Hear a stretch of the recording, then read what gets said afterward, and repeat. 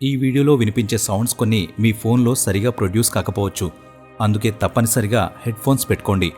అలాగే ఎవరికైనా ఎపిలెప్సీకి సంబంధించిన డిసీజ్ ఉంటే ప్లీజ్ ఈ వీడియో చూడకండి. వీడియోలోకి వెళ్లే ముందు మీకొక ప్రశ్న. మన భూమి గుండ్రంగా ఉంటుందని మొదటగా ఎవరు చెప్పారు? ఆన్సర్ తెలిస్తే కామెంట్ బాక్స్లో రాయండి. అలాగే వీడియోని లైక్ చేయండి. 1961 నవంబర్ 28న జరిగిన ఒక సంఘటన ఇప్పటివరకు మనకు మిస్టరీగానే మిగిలిపోయింది. ఇద్దరు ఇటాలియన్ సోదరులు స్పేస్ అబ్జర్వేటరీ నుండి కొన్ని అన్యూజువల్ సౌండ్స్ని రికార్డ్ చేసినప్పుడు అందులో ఒక మహిళ అంతరిక్షం నుండి ఏదో మాట్లాడుతుంది. ఇటాలియన్ సోదరులు చెప్పిన దాని ప్రకారం ఆమె హాట్ ఆక్సిజన్ అని అంటుంది. మొదట వారికి ఇదేదో ఎయిర్ క్రాఫ్ట్ ఎమర్జెన్సీ అని అనుకున్నారు. దీని గురించి నాసా మరియు ఇతర అంతరిక్ష సంస్థలకు సమాచారం అందించబడింది. అయితే షాక్ కలిగించే విషయం నాసా మరియు ఇతర అంతరిక్ష సంస్థలు వెల్లడించాయి. అది ఏంటి అంటే అసలు వారు 1961లో మహిళా ఆస్ట్రోనామర్ను అంతరిక్షంలోకి పంపించలేదు. అయితే ఆ గొంతు ఎవరిది? నేటికి అది ఒక మిస్టరీగానే మిగిలిపోయింది. స్పేస్ నుంచి వచ్చిన ఆ మహిళ వాయిస్ యొక్క రికార్డింగ్ ఇది.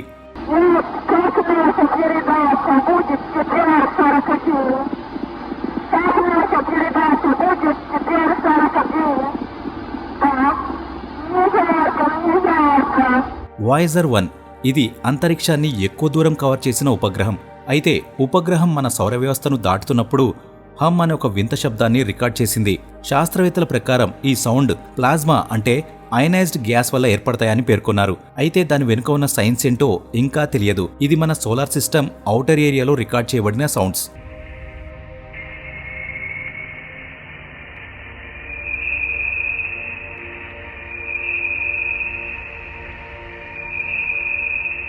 The mystery of 234 blinking stars. 2016లో కెనేడియన్ ఆస్ట్రోనామర్ మన మిల్కీవేలో ఒక భయంకరమైన దృశ్యాన్ని చూశాడు. ఆయన చూసిన దాని ప్రకారం మొత్తం 234 స్టార్స్ ఒకేసారి బ్లింక్ అవుతుండడం చూశాడు. ఆస్ట్రోనామర్ ఇది చూసి షాక్ అయ్యాడు. ఎందుకంటే మన అంతరిక్షంలో ఇలాంటివి జరగడం అసంభవం. ఎందుకంటే ఒక స్టార్ ఒక రేట్లో కంటిన్యూస్గా బ్లింక్ అవ్వడం మామూలు విషయం కాదు. నేటికి ఈ 234 బ్లింకింగ్ స్టార్స్ యొక్క మిస్టరీ సాల్వ్ కాలేదు. మన భూమిని ఆక్రమించేందుకు ఏలియన్స్ ద్వారా పంపబడిన సిగ్నల్ అని కొంతమంది నమ్ముతారు. The sound of black whole.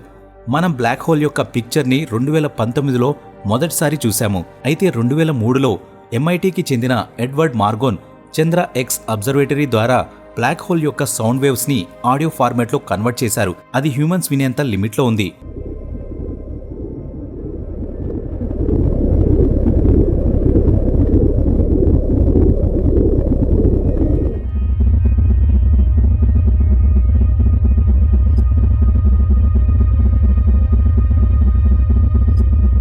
Linear bust. 2007లో శాస్త్రవేత్తల బృందం 6 ఏళ్ల స్పేస్ రికార్డ్స్ని డీప్గా స్టడీ చేసింది. వాళ్ళకి ఆశ్చర్యాన్ని కలిగించే రిజల్ట్ వచ్చింది.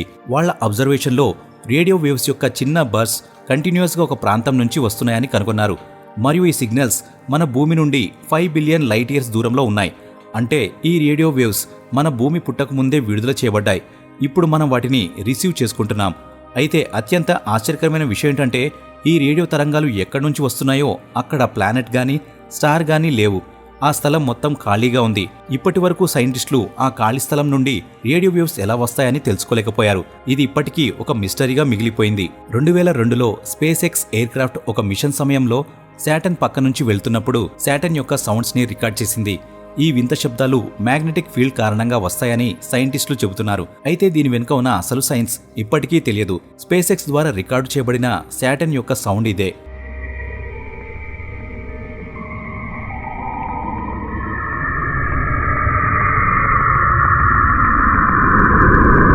The wow signal. 1977లో ఓహియో స్టేట్ యూనివర్సిటీలో ఉన్న రేడియో టెలిస్కోప్ ఎలాంటి సిగ్నల్ని క్యాచ్ చేసిందంటే అది చూసిన ఆస్ట్రోనామర్స్ అందరూ ఆశ్చర్యపోయారు. ఈ సిగ్నల్స్ సాజిటేరియస్ కాన్స్టలేషన్ ద్వారా వస్తుంది. మరో ఆశ్చర్యకరమైన విషయం ఏంటంటే ఈ సిగ్నల్స్ని మనం ఎప్పటికీ న్యాచురల్గా జనరేట్ చేయలేము.